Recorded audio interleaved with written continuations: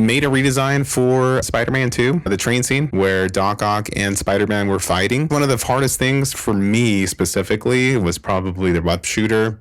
Man, that thing was tough. I started using a lot of like air cans, a lot of Foley stuff, watched a few videos of how people actually do it, but for some reason I just couldn't get that right texture. You know, I was missing a lot of things. I felt like I was getting some samples that were pretty good, but I guess not. Anyways, I ended up using a sample that somebody already created for a web shooter, and that combined right underneath the layer of everything else that I ended up getting really made my own web shooter sound mine. All of these samples here that are already rendered, there's several different samples within this sample, and those are all these ones. The reason why I did it this way was because it's a lot cleaner. It's a lot cleaner when you see it. When you bounce down, you can actually see what's going on. And as you can tell, it already has some processing and stuff, so it's kind of cool.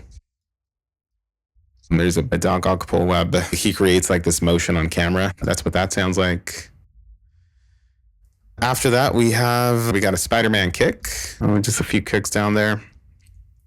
Trying to make it sound realistic and stuff. We got a Spider-Man kick number 2.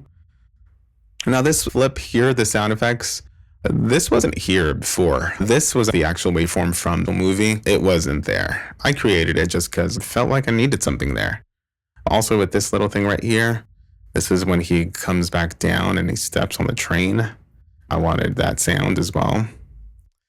We got Doc Ock arms moving to protect him from the web shooter.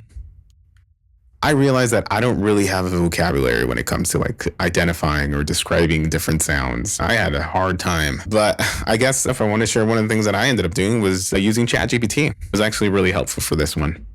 We got the Doc Ock arm pull. So when he pulls the arms away, that's that sound.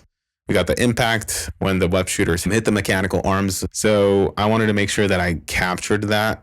And then just something in the background just to cover it. It's very low. It's not even noticeable.